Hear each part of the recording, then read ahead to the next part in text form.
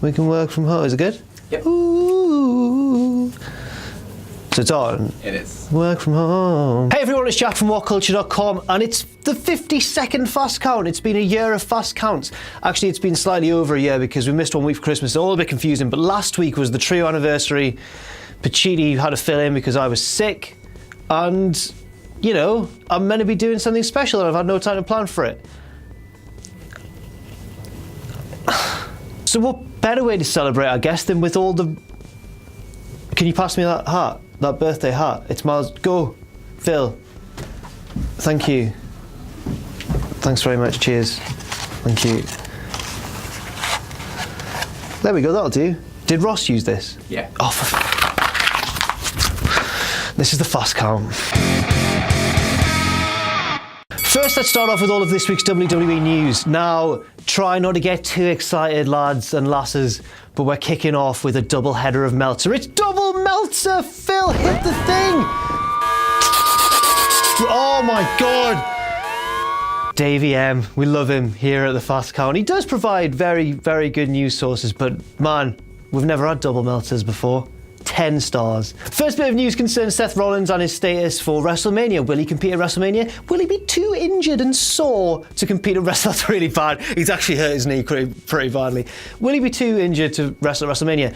Apparently not. Meltzer seems to indicate that Rollins could be good for Mania. He is looking likely to still wrestle, and you can only assume that his match with Triple H is still on the cards rather than them change that up. So that should be good. Jack, what's the other bit of Meltzer news, you ask? Well, don't worry about that. Meltzer also has another big bit of news concerning a big surprise that Vince has announced for WrestleMania some time ago, and we've all kind of forgotten about it. Vince said there's going to be a big surprise. Someone tweeted Meltzer saying, what is the surprise? Meltzer's guessed that, and a guess from Meltzer is usually more informed than a guess from someone else, which is what makes this news.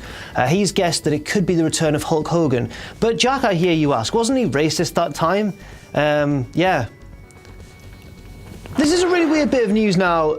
The Rock is producing a film about Paige and the Knight family and their life in wrestling as a wrestling family and Paige's rise to the WWE. That's weird, isn't it? Like, The Rock watched that documentary, you know, that Channel 4 documentary a little while ago about Paige and about the Knights, about Soraya Bevis, get the Bevs in. I've met her and that's not good. Like, what if she's cross? As if she watches Fast Count. She's at the weekend. She's here at the weekend. Anyway, I better continue reporting the news, but thanks for that. The Rock he's confirmed that he'll be the producer on this.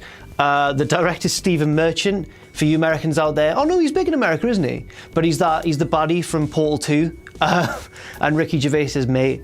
And a really, good actor and director as well. So Stephen Merchant's the director. Nick Frost, aka the fat one from Shaun of the Dead and Hot Fuzz, he'll be playing her dad, we believe. Cersei from Game of Thrones is playing her mother.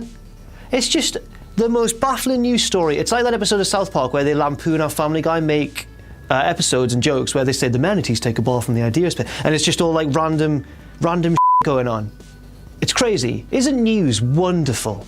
And finally, could WWE be planning another draft just a year after the first one? According to Brian Alvarez, he believes that WWE are indeed planning another draft sometime after WrestleMania and before SummerSlam. Is this good? Is this bad?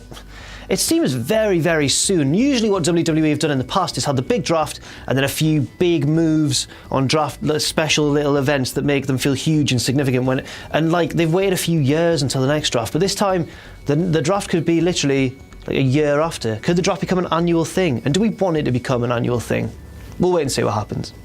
Hold on to your horses. Let's get down and dirty with all the news from elsewhere in the wacky world of professional wrestling. And where better to start than in TNA, because Bobby Lashley, channeling the spirit of Chris Jericho back in the early 2000s in his feud with Chris Benoit, has said that he will fight Brock Lesnar anywhere. He'll fight him in a ring, in an MMA cage, or on the streets. Ooh, I wouldn't enjoy a street fight against Brock Lesnar. Neither did Dean Ambrose last year in that disappointing match at Mania. But apart from a legit street fight, Lashley wants Lesnar anywhere. It's just like when Jericho was like, I will fight Chris Benoit on a boat and fight him as a goat and all the rest of it. I gave up on that impersonation halfway through and I realised it wasn't quite as good as I thought it was going to be. But yeah, Lashley was talking to Sports Illustrated. What would you make of that? Do you want to see them wrestle? Do you want to see them fight? In the expert MMA opinion of Joe Hendry, local hero, he says that that Lesnar would destroy Lashley pretty easily. And you've probably got to agree. Sticking with TNA, this week on Impact Wrestling, there's been a major heel turn towards the top of the card. Former champion Eddie Edwards had his rematch with Bobby Lashley, his last shot at Lashley's TNA Heavyweight Championship, and he lost thanks to the interference and heel turn of his old tag partner Davey Richards. Ooh. This is big news because it could be the start of one of the major feuds of the year, certainly in TNA. Davey Richards and Eddie Edwards feuded back in Ring of Honor, but I think that was more of a friendly rivalry, and then Eddie Edwards started to go off the deep end. This time Eddie is the face, Davey is the heel. That seems to be a much more natural alignment. Richards is a lot harsher and stiffer, and Edwards is more of like the plucky, lovable babyface. So we'll see how this one goes, and hopefully it's really good. And finally, last week saw New Japan Pro Wrestling's New Beginning in Sapporo show, in which the major big match was Minoru Suzuki versus Kazuchika Okada for the IWGP Heavyweight Championship. Okada retained again in what many are calling a match of the year candidate, but then others are calling a disappointing, boring, slow match. It's one of the most polarizing matches of the year so far, and will probably be one of the most polarizing matches of the year entirely. It was a lot of legwork from Suzuki. He really worked the leg. Okada sold a lot.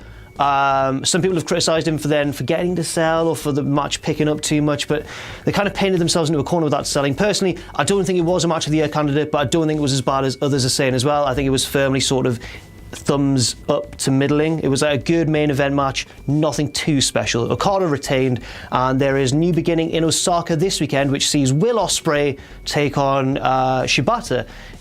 For the sake of WCPW, let's hope that Ospreay doesn't get his face kicked off, because kind of need him, you know, for wrestling and that.